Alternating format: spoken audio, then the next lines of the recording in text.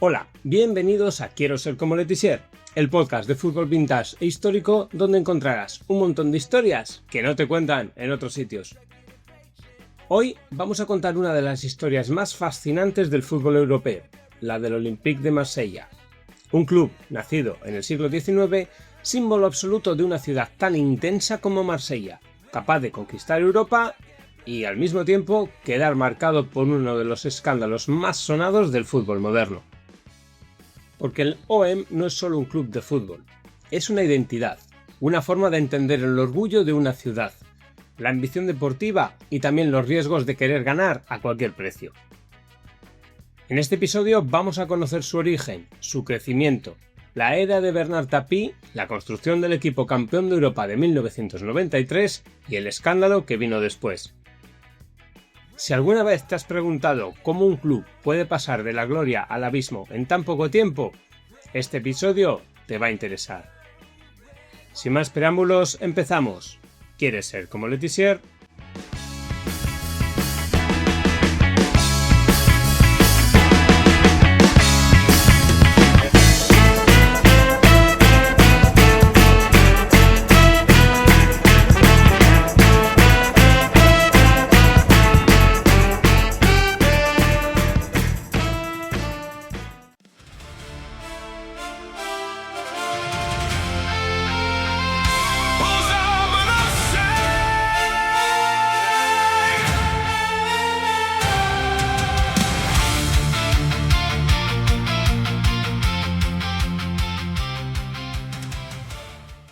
Para entender al Olympique de Marsella hay que empezar por la ciudad. Marsella es puerto, mezcla, energía, frontera cultural. Es una ciudad que siempre ha tenido una relación muy emocional con el fútbol. No lo vive como un entretenimiento, lo vive como una expresión de identidad. El club tiene sus raíces allá por 1892, cuando René Dufau du Montmirail impulsó una estructura deportiva que acabaría evolucionando en la entidad que hoy conocemos. A finales de la década, en 1899, se produjo la fusión que dio lugar al Olympique de Marsella como club de fútbol. Al principio, la sección principal era la de rugby, y de hecho de ahí toma su lema, droit à but, que sería algo así como derecho a finalizar, a ensayar, a marcar un ensayo o a marcar un gol. El nombre por el que todo el mundo conoce al club se tomó 7 años después de su fundación, ya que al principio se reconocía al club como Fútbol Club de Marsella.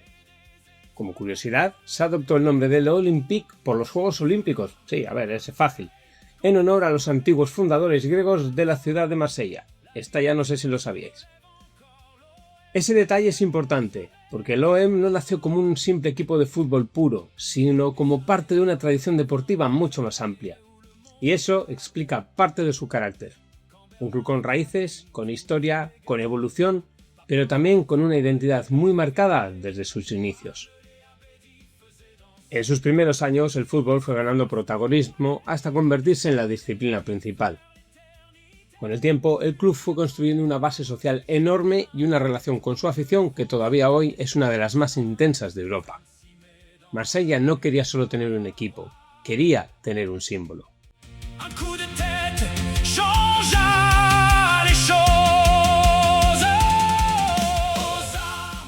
Durante buena parte del siglo XX, el Olympique de Marsella fue uno de los grandes nombres del fútbol francés.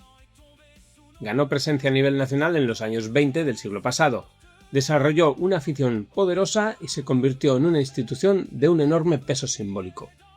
Ganó la Copa de Francia en 1924, 1926 y 1927.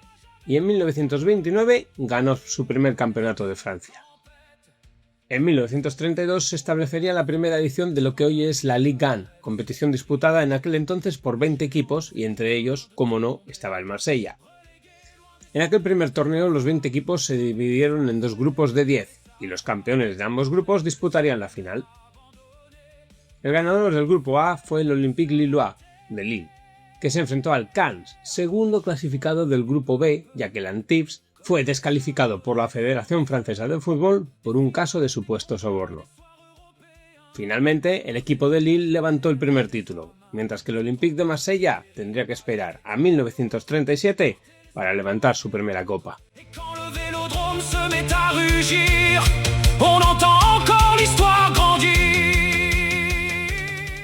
Si hay algo que caracteriza a este equipo es su estadio, el Stade Vélodrome, que pasó a ser el gran escenario emocional del club. Allí, el OM se hizo gigante en la memoria popular. Un estadio así no es solo un lugar donde se juega fútbol, es un espacio donde se construye la leyenda. El Stade Vélodrome pasó a la historia del deporte y la arquitectura en Francia por ser el primer estadio construido en cemento. Se construyó para ser una de las sedes de la Copa Mundial de Fútbol de 1938, el tercero de la historia y el último antes de la Segunda Guerra Mundial. Las obras comenzaron en el año de 1935 y finalizarían 2 años después, en el 37, con la celebración de un partido inaugural entre el Olympique de Marsella y el Torino, el Grande Torino, el equipo italiano más importante del momento. Sin embargo, el recinto también se utilizaba para albergar otras modalidades deportivas, como 10 llegadas del Tour de Francia, los campeonatos del mundo de ciclismo de pista, de ahí su nombre, y distintas competiciones de atletismo, gimnasia, boxeo y rugby. El estadio también fue sede del último concierto de la gira A Momentary Lapse of Reason de la banda británica Pink Floyd, tras 3 años de conciertos y un álbum acompañado de un vídeo del concierto, llamados Delicate Sound of Thunder. Años después, Francia volvió a ser elegida para otro gran evento futbolístico, la Eurocopa de 1984. Se realizaron pequeñas mejoras en el estadio y poco a poco fue desapareciendo la emblemática pista de atletismo en favor de las gradas. En el 92, la FIFA volvió a designar a Francia como organizador de un nuevo mundial con motivo del 60 aniversario del disputado en 1938 y así llegó Francia en 1998. En el año de 1994 se proponen diversos proyectos en un concurso de arquitectos para remodelar el velódromo, resultando ganador el proyecto de Jean-Pierre Buffy. El 25 de febrero de 1998 se termina la remodelación de la tribuna norte, con el aspecto que presenta hoy en día, convirtiendo al Vélodrome en el segundo estadio más grande de Francia, tras el Stade de France de París. Pero cabe mencionar que el Vélodrome no siempre fue el hogar favorito del Olympique y de sus seguidores. El Olympique de Marsella fue hostil durante mucho tiempo al Stade Vélodrome, llamándolo el estadio del ayuntamiento de forma despectiva. Para los hinchas del equipo, en el periodo de entreguerras, el verdadero hogar del OM era el Stade de l'Avenir, propiedad del club y financiado en parte por sus seguidores a principios de la década de 1920. Sin embargo, después de la Segunda Guerra Mundial, el club ya no era propietario de ese estadio, el Stade de l'Avenir, y buscando el apoyo de la ciudad, el presidente Marcel Leclerc hizo que el Olympique jugara en el l'Avenir de 1945 a 1960. El ayuntamiento cedió entonces y el Olympique de Marsella se trasladó al Vélodrome. La hinchada del Marsella siempre ha sido un factor decisivo, exigente, ruidosa, apasionada, profundamente ligada a la ciudad. El OM representa a Marsella de una forma que pocos clubes representan a su ciudad.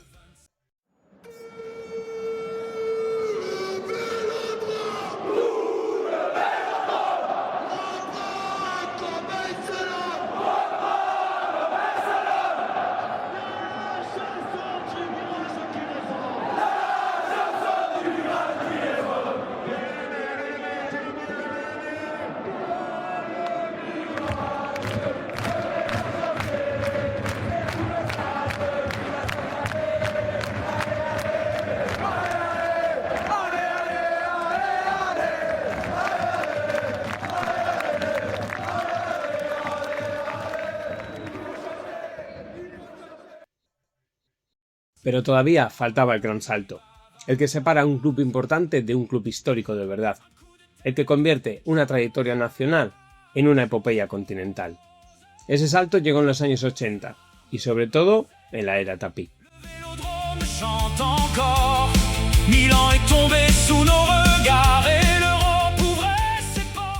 Bernard Tapie cambió la historia del club, Su llegada a la presidencia en 1986 marcó el inicio de una etapa completamente distinta. Tapie era un personaje enorme, empresario, político, figura pública, hombre de gran ambición y todavía mayor presencia mediática. No era un presidente discreto, era un presidente de época, uno de esos dirigentes que entienden el fútbol como un escenario de poder. Su objetivo era claro, convertir al Olympique de Marsella en un gigante europeo, y no se conformó con competir, quería ganar. Bernard Tapie nació en París el 26 de enero de 1943, en una familia obrera, y su biografía está marcada por una trayectoria de ascenso muy poco convencional. De joven no siguió un camino académico clásico. Se movió entre trabajos humildes, el mundo comercial y actividades muy diversas antes de convertirse en empresario de gran alcance.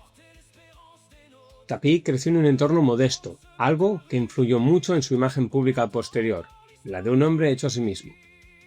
Antes de ser una figura conocida, intentó varios oficios y proyectos, y en esa etapa temprana ya consolidó su estilo directo, competitivo y muy orientado a la negociación. También se le vinculó a actividades como el motor y la televisión, dos ámbitos que ayudaron a construir su notoriedad pública. Por ejemplo, tuvo una breve carrera como cantante, que le llevó a publicar algunos discos durante los años 60 bajo el nombre artístico de Bernard Tapie, acabado en Y en vez de acabado en IE. En las carátulas de sus discos se mencionaba que Tapie había sido también corredor automovilístico, aunque ese extremo no se ha podido confirmar. Si tenéis curiosidad, así sonaba el bono de Bernard Tapie como cantante. Lorsque ce soir je suis rentré, toute ma vie s'est écroulée. Et là j'ai vu la vérité. Avant d'entrer, j'aurais dû frapper. Su gran salto empresarial llegó cuando empezó a dedicarse a comprar compañías en crisis para sanearlas y revenderlas con beneficio. Esa estrategia lo convirtió en una figura muy conocida en Francia y empezó a ser conocido como el hombre capaz de transformar negocios hundidos en activos rentables. Por ejemplo, entre sus operaciones más famosas estuvo Adidas, una compra que lo proyectó a escala internacional y reforzó su imagen de empresario agresivo y ambicioso. Con el tiempo, Tapie amplió su presencia a otros sectores como los medios de comunicación y consumo y llegó a ser una de las personalidades más mediáticas del país. Su fortuna y visibilidad pública le permitieron moverse con soltura entre negocios, política y deporte. Su entrada en el deporte fue primero a través del ciclismo, con el equipo de la Bicler, y después dio el salto al fútbol. En el ciclismo ya había demostrado que sabía crear estructuras competitivas y atraer a grandes nombres, algo que luego trasladaría al fútbol.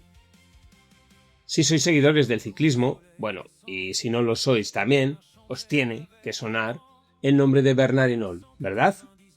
Pues bien, el increíble ciclista francés ganó el Tour de Francia y el Giro de Italia de 1985 con el equipo patroneado por Tapie, además de lograr un segundo puesto en la Gran Boucle en el 83. En 1986, Greg LeMond, el ciclista norteamericano, también triunfó en la Ronda Gala encuadrado en el equipo de la Bicler. Esa experiencia fue clave para entender su manera de dirigir un club, con una lógica empresarial, ambición mediática y obsesión por el rendimiento. Bernard Tapie llegó al Olympique de Marsella en 1986, como hemos comentado ya, cuando aceptó asumir la presidencia del club en un momento de necesidad deportiva e institucional. El OM era una institución histórica, pero necesitaba un impulso fuerte para volver a la élite francesa y competir en Europa. Tapie vio en el club una oportunidad deportiva, mediática y también política, porque Marsella le ofrecía una enorme plataforma de visibilidad. A comienzos de los años 80, el Marsella estaba en segunda división, inmerso en una crisis institucional y deportiva hasta el ascenso en 1985 de nuevo a primera y la llegada de Tapie un año después. Ante sus dificultades económicas, el club se apoyó principalmente en jóvenes jugadores locales. Eran conocidos como los Minots, que permitieron al equipo volver a primera división en 1984. Eric Dimeco, futuro internacional francés, sería uno de ellos. Bajo la dirección de Bernard Tapie, el club empezó a fichar jugadores de primer nivel, a crecer en mentalidad y a consolidar un proyecto claramente orientado al éxito inmediato. Tapie entendía que para competir con los grandes de Europa hacía falta reunir talento, personalidad y liderazgo. Ese fue su gran aporte. Hizo del OM un club de máxima ambición. Pero también aquí aparece la dualidad que define toda esta historia. Tapie fue el arquitecto del Gran Marsella, sí, pero también fue el centro de una estructura que acabaría entrando en terreno ilegal y moralmente muy cuestionable. Es decir, sin Tapie no se entiende el éxito del OM, pero tampoco el escándalo posterior.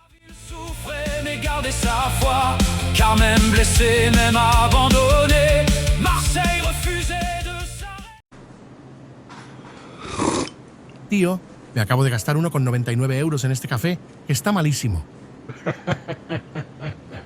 €1,99. Con eso podrías haberte suscrito a Quiero ser como Letizier. ¿A un podcast? ¿Por el precio de un café? Exacto. 2 episodios exclusivos al mes. Historias del fútbol que no salen en los telediarios. Cracks olvidados, goles imposibles y anécdotas que solo los verdaderos futboleros entienden. ¿Y todo eso por menos de 2 €? Eso sí que es rendimiento por inversión. Claro. Mientras tú te tomas un café, yo estoy viajando al fútbol de los 90. Vale, me has convencido. La próxima vez me salto el café y me suscribo.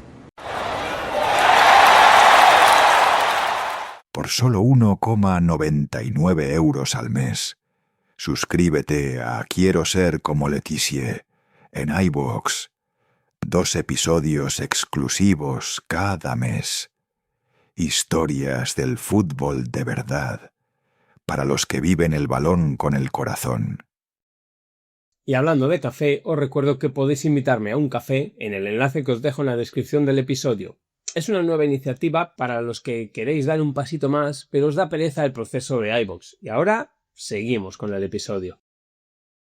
El Olympique de Marsella, campeón de Europa, no salió de una sola gran compra. Se construyó con una mezcla muy inteligente de futbolistas contrastados, talento internacional y perfiles complementarios. Los primeros en llegar fueron el alemán Karl-Heinz Förster y el francés Alain Giresse, que aterrizaron en el Velodrome justo después del Mundial de México 86.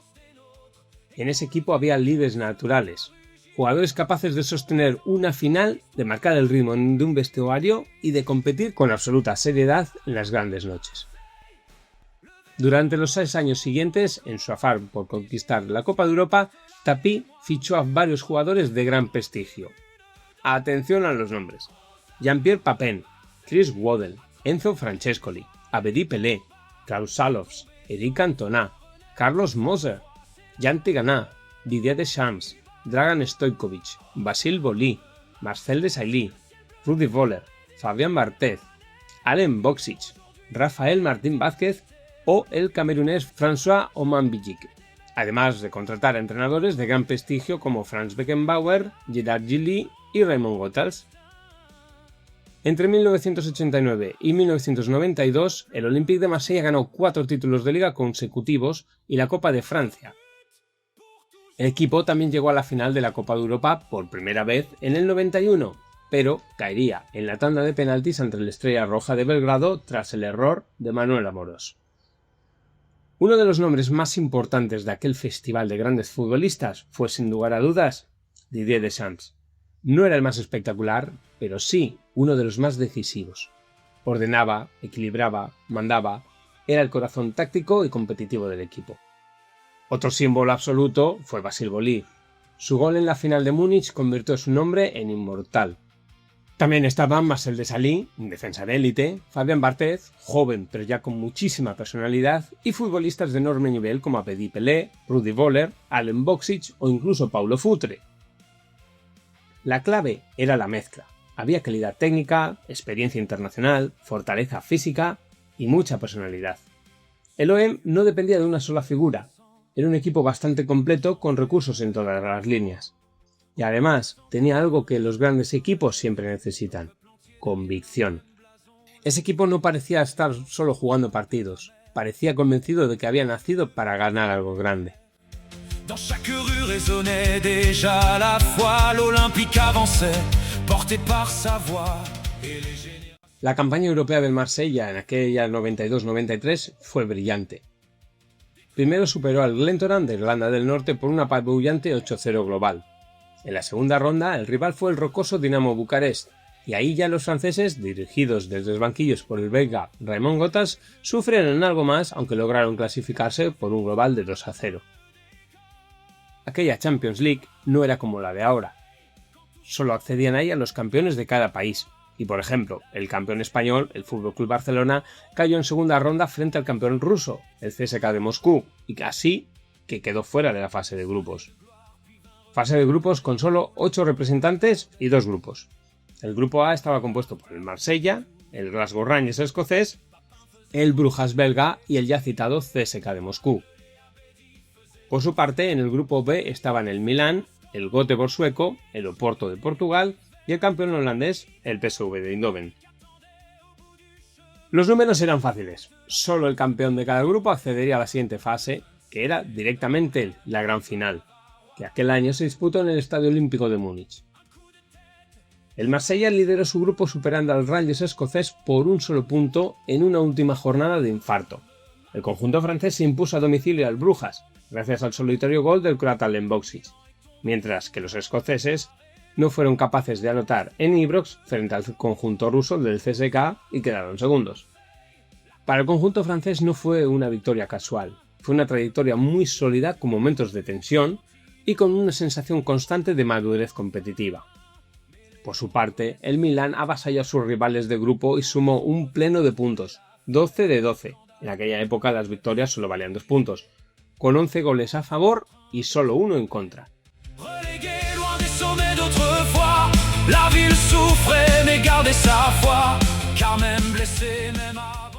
Y entonces llegó la final de Múnich, frente al Milán. Un rival histórico, un rival gigantesco, un rival que para muchos era favorito. La final del 26 de mayo de 1993 quedó grabada para siempre porque allí el OM logró lo que ningún club francés había conseguido antes: ganar la máxima competición europea. El gol de Basile Boli decidió el partido. Un cabezazo, un instante, una eternidad. El 1-0 fue suficiente. El Marsella se convirtió en campeón de Europa. Francia tenía por fin un vencedor de la Gran Copa Continental. Abedi Pelé pour le tirer. Boli dans l'axe, Marcel Desailly au second poteau et but But de Boli. But de Basile Boli sur ce corner. Eh bien, c'est le moment idéal.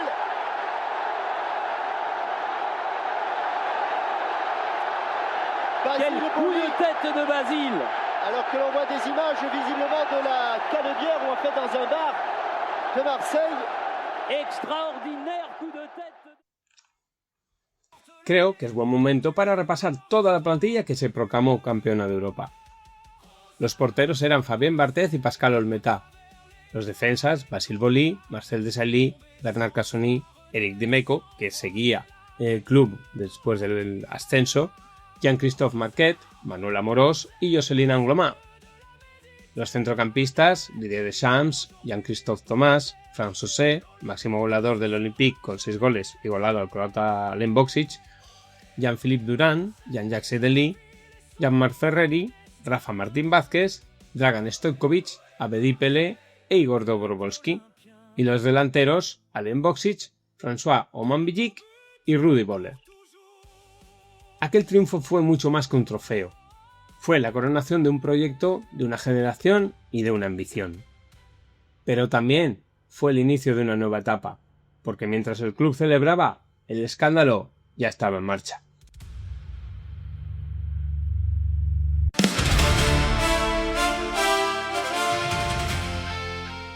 El caso Valenciennes-OM, conocido por las siglas VA-OM, es una de las grandes manchas de la historia del fútbol francés. La investigación surgió a partir del partido entre el Valenciennes y el Marsella jugado 6 días antes de la final europea, cuando aparecieron denuncias de un intento de soborno para que algunos jugadores del Valenciennes redujeran su intensidad. Para evitar lesiones y llegar descansados a la final de la Champions, el presidente del Marsella, Bernard Tapie, junto con el director general, Jean-Pierre Bernev, y el jugador Jean-Jacques Edely, contactaron a 3 futbolistas del Valenciennes, Jorge Burruchaga y Christophe Robert, quienes aceptaron el soborno y recibieron un maletín con dinero, y Jacques Glassman, quien rechazó la oferta y denunció el intento de soborno a las autoridades. Según las investigaciones y los testimonios posteriores, la intención era proteger al Marsella de posibles lesiones o desgaste excesivo antes de la gran final. En otras palabras, asegurar que el equipo llegara a Múnich en las mejores condiciones posibles, aunque para ello se recurriera a métodos ilegales. Las consecuencias fueron enormes. El club fue castigado en Francia, perdió el título de Liga de 1992-93 y fue descendido administrativamente a Segunda División. Bernard Tapie quedó directamente implicado y acabó pagando un precio altísimo en términos judiciales y reputacionales, junto con el directivo Bernés. Ambos fueron suspendidos de por vida en el mundo del deporte, con lo que tuvieron que dimitir. Lo más impactante del caso es la contradicción que dejó todo aquello. Por un lado, el Marsella había ganado limpiamente la Champions, pero por otro, su entorno había participado en una trama corrupta muy grave en el fútbol francés. Eso dejó una huella moral enorme, porque la gloria europea siguió siendo válida, pero el relato quedó contaminado para siempre. Además, en 2019, Marc Fratani, antiguo asesor parlamentario del empresario y expresidente del Olympique de Marsella, Bernard Tapie, desveló la compra sistemática de partidos en la década de los 90 y acusó a Tapie incluso de haber usado psicotrópicos para intoxicar a sus rivales.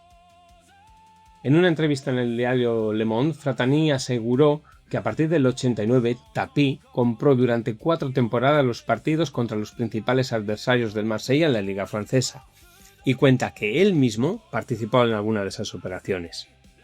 Participé una vez en la compra de un árbitro. Era un partido contra el PSG en París. Al día siguiente del encuentro, fui a entregarle el dinero a un lugar discreto que había sido acordado. Señaló. Su antigua mano derecha llegó a acusar al controvertido Tapie de haber desestabilizado a los rivales utilizando psicotrópicos, Haldol, un anestésico. Con jeringas de agujas ultra finas, el producto se inyectaba en el interior de botellas de plástico. Según Fratani, el entonces director deportivo del club, Jean-Pierre Bernés, reconoció que el Olympique había robado 2 títulos al Mónaco, algo que ya había sido sugerido por el entonces entrenador monegasco Arsène Wenger, sin que pudiera nunca probarlo. Tapie tenía el objetivo, según su ex asesor, de hacer que el club marsellés, que penaba en 1989 en el fondo de la clasificación, obtuviese títulos y que sus aficionados se convirtiesen en sus votantes, pues en aquel entonces el empresario era ya diputado.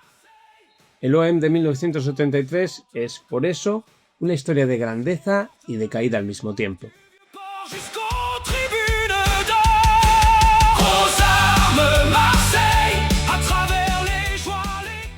Bernard Tapie sigue siendo una figura central en esta historia.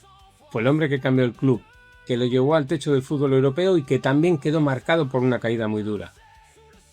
Su legado es imposible de resumir en una sola palabra. Fue creador, impulsor, estratega y símbolo de una era. Pero también fue el rostro de un modelo donde ganar importaba tanto que se terminaron cruzando líneas que no debían cruzarse. El Olympique de Marsella, por su parte, sigue siendo un club inmenso. Su historia no se entiende sin el título de 1993. Tampoco se entiende sin el escándalo posterior. Las dos cosas forman parte del mismo relato. Y quizá sea la razón por la que el OM sigue fascinando tanto, porque es un club que encarna la gloria y la contradicción, la pasión y la controversia, el sueño cumplido y la sombra permanente. Si tuviéramos que resumir el Olympique de Marsella en una sola idea, posiblemente sería esta. Es un club que quiso ser gigante y lo consiguió, aunque al precio de arrastrar uno de los mayores escándalos del fútbol europeo. La Champions League de 1993 sigue siendo un hito histórico para Francia. Bernard Tapie fue la figura que impulsó ese proyecto. Y el caso Valenciennes-OM nos recuerda que en el fútbol, como en la vida, la grandeza sin límites puede acabar generando su propia destrucción.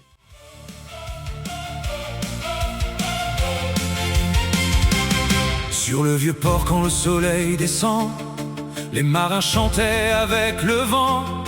En 1899, un rêve est né, un peuple entier derrière un même blason levé, des quartiers nord jusqu'aux vagues de la mer. There's a cell phone tucked under your pillow. It makes me jump sleeping, and it doesn't do a thing for growth hormones or dreams.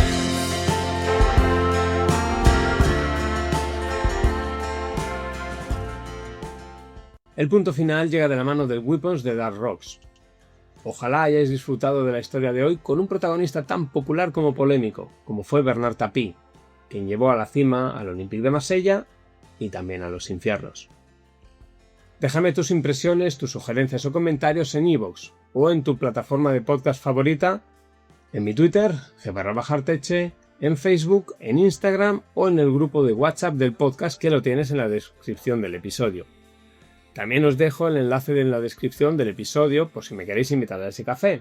Una nueva iniciativa por si queréis apoyarme a todo el esfuerzo realizado en cada episodio.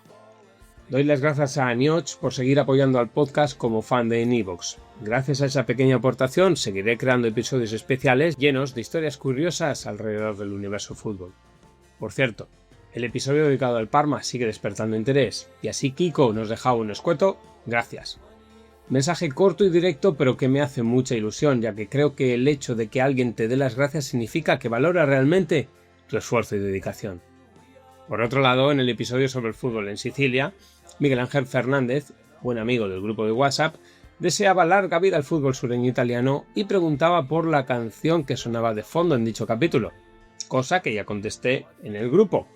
Y por cierto, estáis a tiempo de uniros a ese grupo, donde hablamos de fútbol, de experiencias alrededor de un balón, de música, pero siempre con muy buen rollo. Y Fútbol de otro siglo también nos daba una idea para otro episodio dedicado al fútbol sureño italiano, pero esta vez el peninsular. Seguro que ahí también hay buenas historias para contar. ¡Feliz fútbol! Y hasta el próximo capítulo.